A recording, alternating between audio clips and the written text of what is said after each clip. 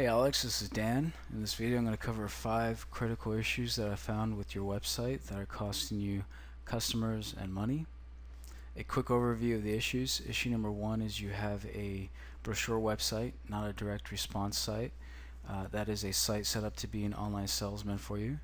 Issue number 2 is you're not addressing all types of site visitors and you're not capturing the information of those that you should be.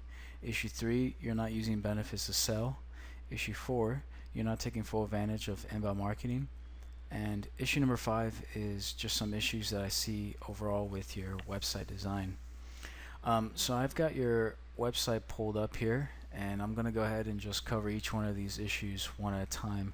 The first issue that I talked about is you have a brochure website, and what I mean by a brochure website is you've got you've got great images here of your team. You've got information about your company. You've got various pages with informations on the products that you have, your services, financing plans, specials, frequently asked questions, and contact information spread throughout the site. And that's as far as your website goes. It simply just provides information to visitors. And a direct response website is a website that takes it to the next level. It's a website that is set up to be an online mini salesman for you. So you can imagine the difference in if someone was to call your company, for example, interested in your services, and the salesperson, all that they did was give information about your company, about your services, talk about some of the work that you do, then that salesperson wouldn't be very effective, and there'd be a lot of leads that never convert into customers. What a good salesperson will do is a good salesperson will talk to the person on the other end of the line, find out the problems that they're having, see if your products can solve those problems, will stress the benefits that your products provide, and tell them about why they should choose you over the competition. And your website should be doing the same thing to be efficient and to convert visitors into leads and into customers. Otherwise, there's lots of people that are visiting your website, coming in, getting brochure information, and then just leaving. And so what that will look like on your website is very similar to a salesperson. The website, you'll have information here about the problems that your products solve. So if you are offering air conditioners, you'll talk about how a new air conditioning unit can help save on energy bills. If someone has an air conditioning unit and it's not very reliable, how it solves that problem. Also talk about the benefits that it will provide, and I've already mentioned the energy bill savings. And a good website, just like a good salesperson, will get visitors to take baby steps in the direction of contacting you and becoming a new customer, and I'll talk a little bit more about that. So overall, you have a brochure website, not a website that is set up to be a salesperson direct response type website, and that's costing you a lot of leads and customers every month. Issue number 2 is you're not addressing all site visitors. So you'll have a portion of visitors to your site after they see your ad, and they're ready to just do a little bit of quick reading up on you, and then they're going to pick up the phone and they're going to call you. And for those visitors, you've done a great job. You've got your phone numbers up here, very easy to spot. But there's going to be a large portion of visitors to your site after they see your ads that are interested, but they're interested somewhere down the line, in a few months. Maybe they're going to save up a little bit more money, and then in a few months' time they'll get a new air conditioning unit. Or maybe they're interested, but they're not quite interested enough to pick up the phone, and so they need a little bit of what's called lead nurturing. And so currently your website is not doing anything to address these visitors, and a large portion of visitors to your site are going to fall under this category. And so what you want to do for these visitors is you want to capture their name and their email, and the way that you'd go about doing that is by providing something of value in exchange for their name and their email. And so what you might do, as an example off the top of my head, is you might offer a guide on 5 tips to save you money on a new air conditioning unit, or any one of these products that you have.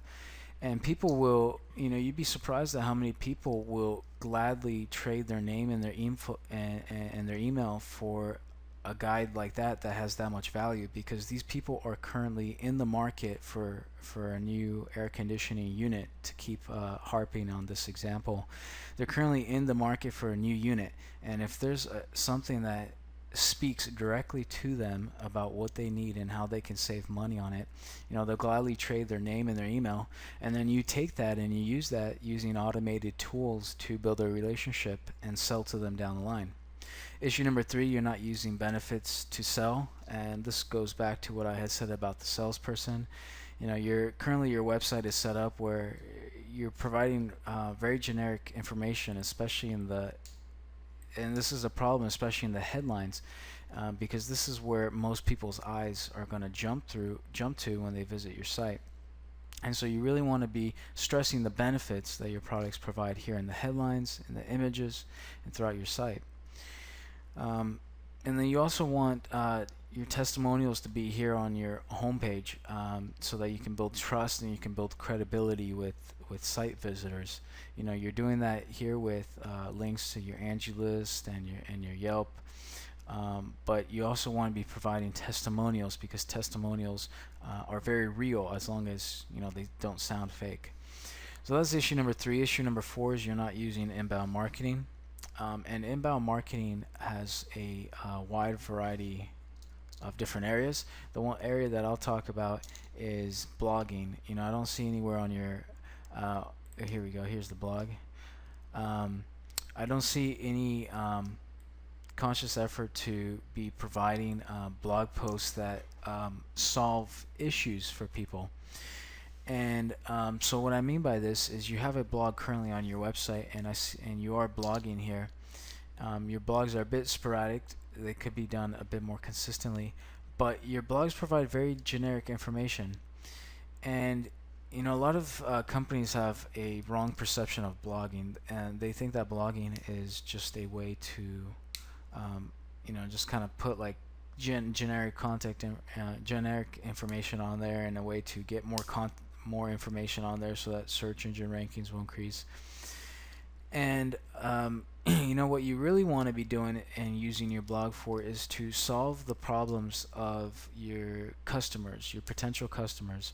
And so what you'd be doing is blogging about issues that typically your customers will have, and give them solutions to these issues. And what that will do is, it will, first of all, you'll be producing highly valuable content on your website, and this will get site visitors to immediately trust you and see you as an expert in the field. And secondly, it will help you in the search engine rankings much more than this generic content will do. SEO is such a big term today, and people are always talking about how powerful it is, and how you need to be doing all kinds of blogging and different things to get rankings. And yes, that's partially correct. Blogging is probably the only ethical way to increase your search engine ranking results, and it is extremely powerful, and there's so many people using search engines to find companies, but it needs to be done right. And the search engines, they know the difference between what is valuable content and what is generic content. And the way that they know this difference is, a valuable blog article, someone that's reading that valuable article is going to stay on and read it for 3 to 5 minutes. But someone that's reading a generic type of a blog post is going to just come in and very quickly browse at it and then leave. And so inbound marketing could be, this is just one example of inbound marketing blogging, and it can be done much more effectively. Issue number 5 is overall website design. You've got some great images on your site. I especially like the images of your crew members. Very personal, very real. People really like that. Not so much the stock photography. I'd swap out the stock photography with more real photos. And also your website, it's not too bad, but it's a bit outdated. I would call this a early 2000s type layout. So it gives kind of an outdated impression to site visitors. And issue number 3 is that this is the website people see on their desktops and on their laptops, and this is the website that they see on their mobile devices. It's the same website, and this is not optimized for easy use on mobile devices. And this is highly important because so many people are accessing the web through their mobile devices, and 40% of people will leave a website, a mobile website, if it's not easy to use. And so that was the fifth issue that I see with your website, and just some design issues that should be addressed and that will help produce more leads. Alright, so I've gone over the 5 issues I see with your website, and you're probably wondering what are the benefits to you to fixing these issues. Well, to cover the benefits, I'm going to quickly use my infograph here. The first thing I'll talk about is inbound marketing, and with doing inbound marketing, the first benefit you can expect to see is that inbound generates revenue. 57% of companies that blog state that they've acquired customers through their company blog. Inbound also costs less. These are some of the typical inbound marketing methods: blogging, social media, SEO, and they cost a lot less than your traditional outbound marketing methods like direct mail, telemarketing, and yellow pages. Inbound also converts better. If we take SEO for example, SEO has a lead to customer close ratio on average of 15%.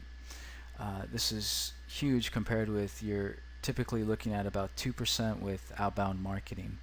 So these are the benefits of inbound marketing.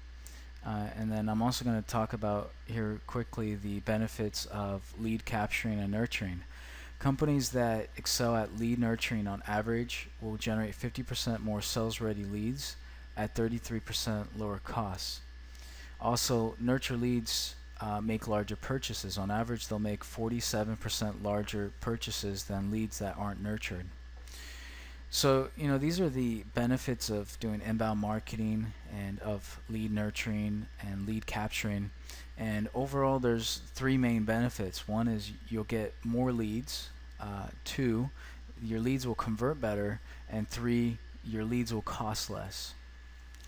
So I've covered the issues and the benefits of fixing these issues in this video, and it looks like you do great work and you're a great company, but I honestly believe that these issues are costing you customers and money, and all of these issues are issues that can be easily fixed.